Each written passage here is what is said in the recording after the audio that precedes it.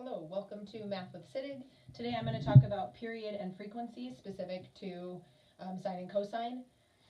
Period and frequency are directly related to each other. You can see that the period equation is 2 pi over the absolute value of b, which we'll talk about, and then frequency is its reciprocal, which is the absolute value of b over 2 pi. What period is it tells you the length of the cycle, so it actually lets you know, kind of related to the frequency, the horizontal stretch or compression. So I think of it kind of like a slinky.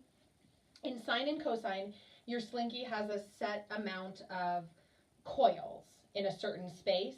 If you pull the slinky, your coils get further apart, so what's happening is your period's getting longer. All right, whereas if you smush your slinky together, the period is getting shorter and the coils are getting closer together. All right, and that's why period and frequency are related, because period is the length of the cycle, so how often it repeats itself, and then frequency is how many cycles happen within a period. So if the period gets condensed, what happens is you have a higher frequency because it's occurring more often in a smaller space. Or if it's a larger period, you have a frequency where it's not happening as often. Sort of. I'll show you a couple of pictures for this one, but once again, this is mostly about recognizing period and frequency and about finding them mathematically. All right, so period is the length of a cycle, how long before it repeats itself. I'm going to start with sine because it's the only one I can remember off the top of my head, I think. It's the one I remember off the top of my head. This would be in radians, and what happens is sine repeats itself. Ooh, that was terrible. I don't know why I do that sometimes, where I miss the middle zero. I'm like, what? I didn't need that zero. That's totally fine. There we go. Much better. Sine repeats itself in a period of 2 pi normally. All right, so this is 1 pi, this is 2 pi. So what will happen is every 2 pi, you're going to get an uphill and a downhill. All right, so if I move it back, I get a downhill and an uphill in 2 pi. I get an uphill and a downhill in 2 pi. All right, what we're going to see now is when the period changes, we no longer have an uphill and a downhill happening in 2 pi. We could have an uphill and a downhill happening in pi. We could have an uphill and a downhill happening in pi over 2, which is this space. Or we could have an uphill and a downhill happening in 4 pi. Okay, so that's what the period and the frequency does, is it stretches it out like a slinky, right? So it could be something more like this. So there'd be my up and there'd be my zero. So it'd be like whoosh, like that. That's a long period, so that's a stretch. And then a short period would be like if we had something where it was like that.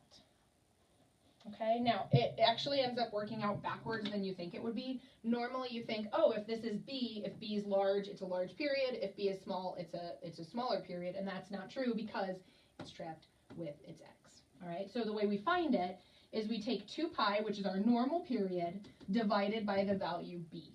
All right, for the frequency, which is the number of cycles in the period, we take the reciprocal. I generally recommend, if you're finding period, that you just go ahead and flip it for the frequency, because why do the math again if it's going to give you the same answer, just reciprocal? All right, so leave this up for a second. Erase this other stuff. What I am going to do is I'm going to write, actually I'll rewrite it here.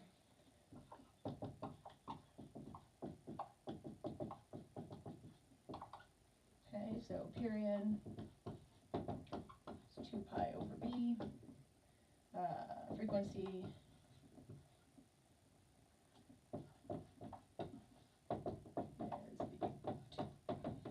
So let's just look at an example. And we can also look at, this is just period and frequency, so even though I've written amplitude and phase shift and vertical shift, I'm not going to do any of those. So let's say we have something like y equals sine of 2 theta. Okay? So what I'm going to do for my period is I'm going to go ahead and I'm going to put 2 pi divided by the absolute value of this b value. Okay? They just have you do absolute value because a negative sign would involve a reflection, so you're not worried about reflections at this point, and in fact I didn't do reflections in my class. This is just for period and frequency. All right, that gives me 2 pi over 2, which is pi. So even though 2 is a large number, which would make you think it's stretched out twice as big, because it's trapped with its x, it's actually going to take my period from 2 pi to pi. So visually what that means is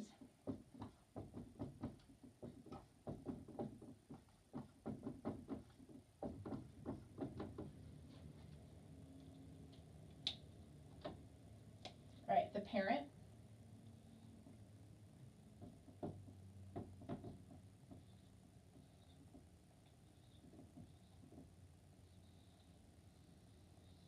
looks like that.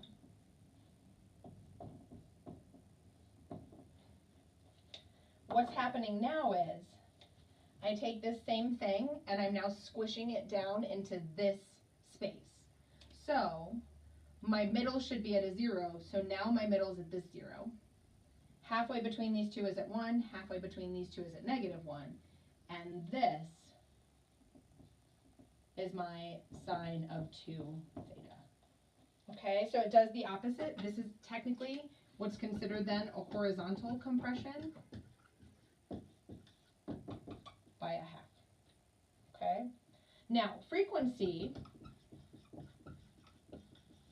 tells you how many times within the period you're going to get the uphill downhill of sine. So we take and we do a flip. Now notice this is pi, which is really pi over 1.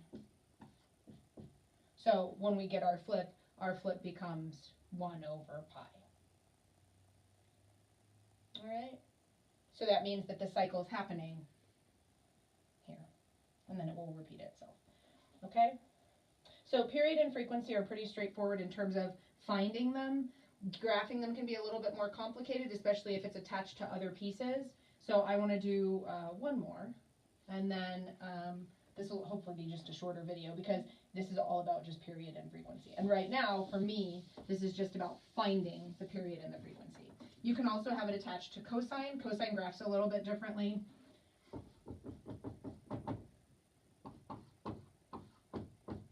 right, so now this is one that threw my students off a little bit because my students generally see, any of my students, all 11 years of teaching, and every student I've ever had practically is like, fractions, no!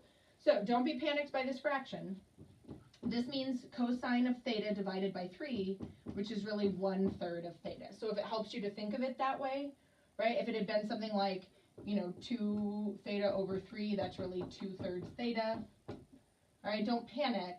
Just take the fraction out to the front. All right, for our period now, what we're going to do is we're going to take 2 pi over 1/3. For my students, I just said go ahead and do it in a calculator.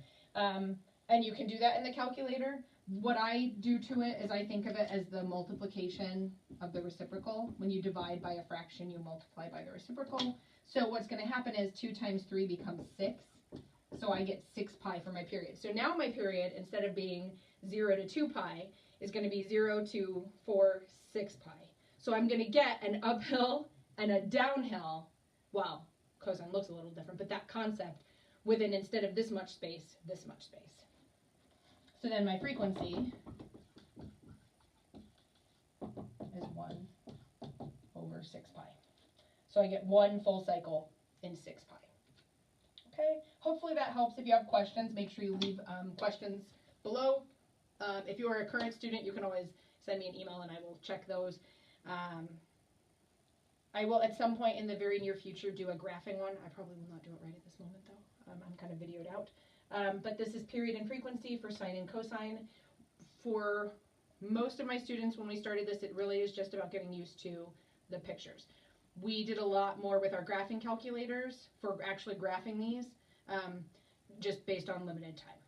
All right, so once again, subscribe if you'd like to. If you have any questions, leave them in the comment thingy below. And this is Civic Squad, and I'll see you later.